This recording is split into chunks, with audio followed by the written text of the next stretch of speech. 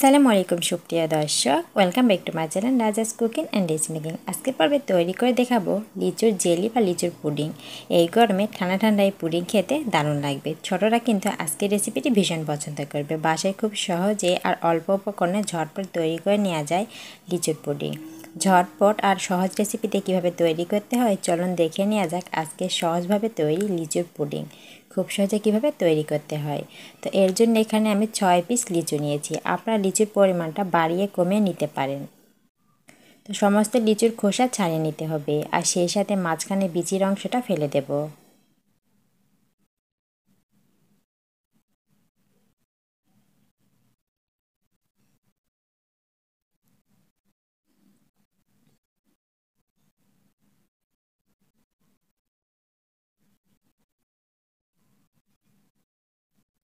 বেশ ভালোভাবে সাইডের অংশগুলো এভাবে খুলে নিতে হবে আর একটা বাটিতে নিয়ে নেব। সেমভাবে সবগুলো লিচুর খোসা ছাড়ানোর পর এভাবে ছাড়িয়ে নেব।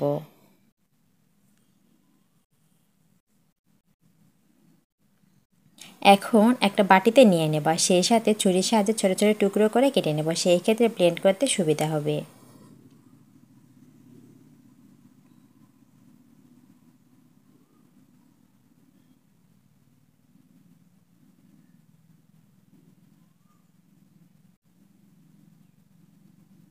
বেশ ভালোভাবে ছোটো ছোটো টুকরো করে কেটে নেওয়ার পর ব্লেন্ডার জারে নিয়ে সামান্য পরিমাণে পানি দিয়ে দেব।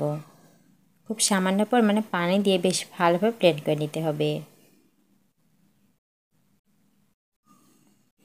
আর এখানে নিয়ে নেব 1 চামচ আগার আগার পাউডার। এটা যে কোনো সুপার শপ কিংবা মুদিখানার দোকানে খুব সহজে পেয়ে যাবেন। আর এখানে এখন 1 চামচ আগার আগার পাউডার দিয়ে দেব।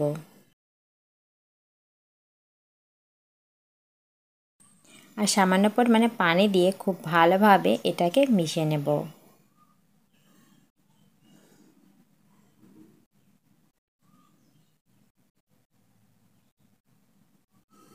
একটা সাইডে রেখে দেব।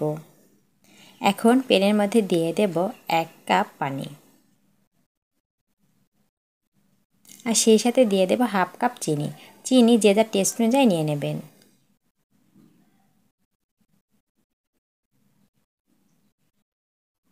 এখন আগে থেকে যে লিচুটা আমি ব্লেন্ড করে রেখেছিলাম সেটা এভাবে ছেঁকে দিতে হবে। এভাবে লিচুর এক্সট্রা পিউরিটা নিয়ে নেব।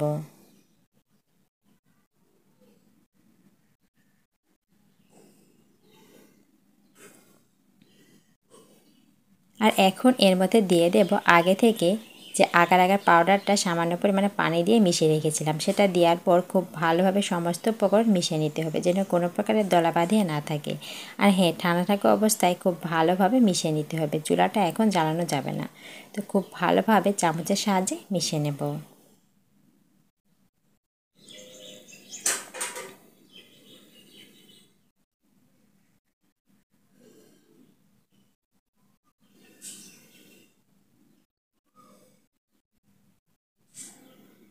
বেশ কিছুক্ষণ পর খুব ভালোভাবে ফুটতে শুরু করেছে। আরও কিছুক্ষণ রান্না করে নেবে। এভাবে 2 থেকে 3 মিনিট রান্না করে নিলে হয়ে যাবে।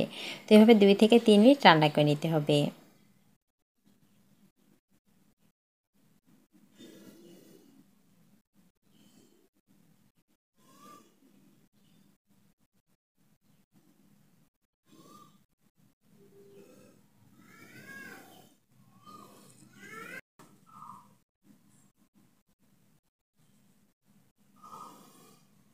এভাবে পুডিংটাকে রান্না করে নিয়েছি। আর এখন চুলাটা অফ করে দেওয়ার পর কিছুটা ঠান্ডা করে নেওয়ার পর এভাবে ছেঁকে নিতে হবে। অনেক সময় দেখা যায় আগার আগারে কিছুটা দলা দলা ভাব থাকে, যার কারণে ছেঁকে নিলে পারফেক্ট হয়। তো এখন এভাবে ছেঁকে নেব। আর যে বাটিতে আমি এটা সেট করব সেই বাটিটাতে ছেঁকে নিতে হবে।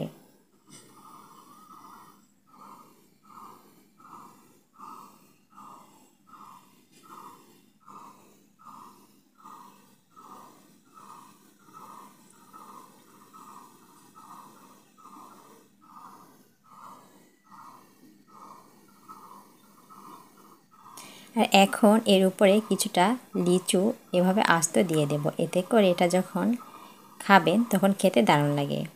তো এখন সেমভাবে আরও কিছুটা দিয়ে ডিপ ফ্রিজে রেখে দেব 2 ঘন্টার জন্য। যদি ভালো মানে আগার আগার পাউডার ইউজ করেন সেই ক্ষেত্রে 2 ঘন্টায় খুব ভালোভাবে সেট হয়ে যাবে। তো আর কিছুটা লিচু দিয়ে এভাবে ডিপ ফ্রিজে রেখে দেব। 2 ঘন্টা পর ফিরে আসছি।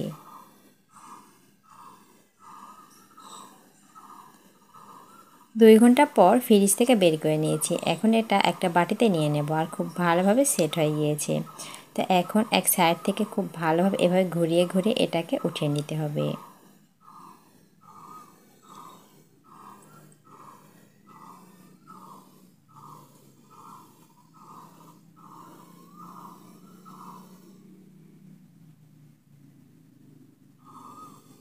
বাস এই তো রেডি হয়ে গেল আমার ভীষণ মজার লিচু দিয়ে পুডিং বা জেলি। খুব সহজেই তৈরি করে নেওয়া যায়। বাচ্চারা কিন্তু আজকের রেসিপিটি ভীষণ পছন্দ করবে। লিচুর এই সিজনে এই রেসিপি একবার হলে তৈরি করে দেখতে পারে। ইনশাআল্লাহ ছোট বড় সবাই আজকের রেসিপিটি ভীষণ পছন্দ করবে। তো এই তো এখন কেটে নেব। দেখে বুঝতে পারছেন কতটা পারফেক্ট আর লোভনীয় হয়েছে। তো ভিউয়ার্স, যদি আজকে সহজ রেসিপি ভালো লাগে লাইক কমেন্ট শেয়ার করবেন আর সেই সাথে নতুন রেসিপি পেতে সাবস্ক্রাইব করে পাশে থাকতে পারেন। আর চাইলে আমার ফেসবুক পেজটি ফলো দিয়ে রাখতে পারেন আমার সহজ রেসিপি পেতে। বাসায় সেমভাবে তৈরি করার পর কমেন্ট করে জানাতে পারেন আজকের রেসিপিটি আপনাদের কাছে কেমন লেগেছে। এই তো নজল দিয়ে এভাবে কেটে নেব। যে যার পছন্দ অনুযায়ী কেটে নিতে পারেন।